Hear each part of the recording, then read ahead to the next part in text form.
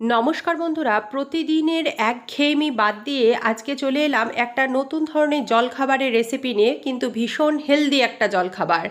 সেটা তৈরির জন্য কিছুটা ওটস নিয়েছিলাম, গাজর বিনসের কুচি, টমেটো কুচি আর কাঁচা লঙ্কার কুচি নিয়েছিলাম। তোমরা কি কেউ আন্দাজ করতে পারছো যে আমি কি জলখাবার বানাতে চলেছি? চলো পুরো ভিডিওটা দেখে নিই। শুকনো কড়াইটা গ্যাসে বসিয়ে গ্যাসটা জ্বালিয়ে দিয়েছিলাম। কড়াইটা যখন একটু গরম হয়ে যাবে তখন কিন্তু ওটসটা কড়াইয়ের মধ্যে দিয়ে দেবো। শুধু কড়াইয়ের মধ্যে ওটসটা দিয়ে ভালো করে নেড়ে চেড়ে ওটসটাকে একটু শাঁকা শাঁকা মতো করে নিতে হবে। বেশি পুরানোর দরকার নেই, একটু হালকা লালচে রং হবে আর একটা সুন্দর কিন্তু ওটসের একটা ভাজা ভাজা টাইপের গন্ধ ছাড়বে।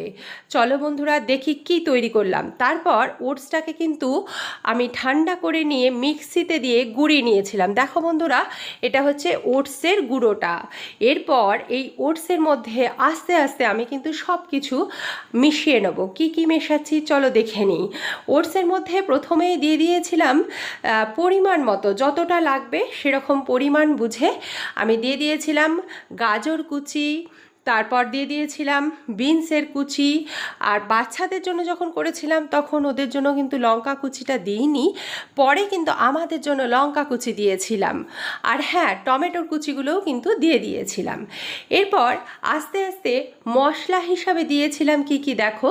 মশলা হিসাবে দিয়েছিলাম অল্প একটু জিরে গুঁড়ো, একদম অল্প পরিমাণে। তারপর অল্প একটু হলুদ গুঁড়ো দিয়ে দিয়েছিলাম, আর দিয়েছিলাম একটু সামান্য কাশ্মীরি মির্চ গুঁড়ো মশলা, আর দিয়েছিলাম অল্প সামান্য একটু আদা বাটা।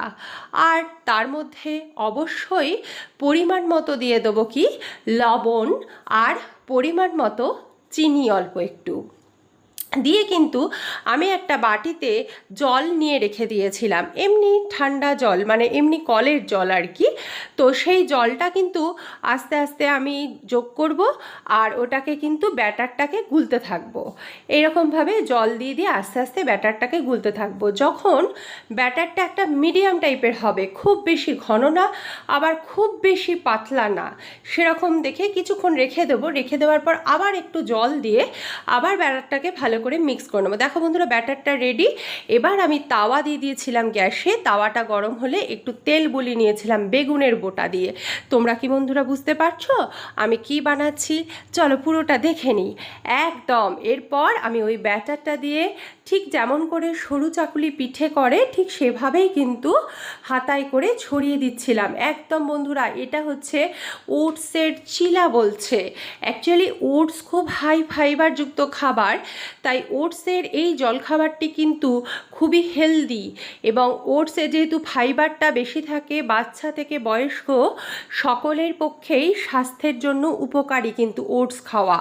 এবং এতে যেহেতু খুব অল্প পরিমাণ তেল জাস্ট আমি তাওয়ায় বুলিয়ে নিচ্ছি, আর জিনিসটা একটু শাঁকা শাঁকা টাইপের হচ্ছে, তাই এটি অত্যন্ত স্বাস্থ্যকর একটি জলখাবারের মধ্যে পড়ে। হ্যাঁ বন্ধুরা, এটাকে বলছে ওটসের চিলা। তোমরা প্রয়োজন হলে তোমরা এর মধ্যে পেঁয়াজ কুচিও দিতে পারো, কিন্তু আমি নিরামিষ করেছিলাম কারণ আমার জলখাবার তো আমার গোপুসোনাও খায়, সেই জন্য।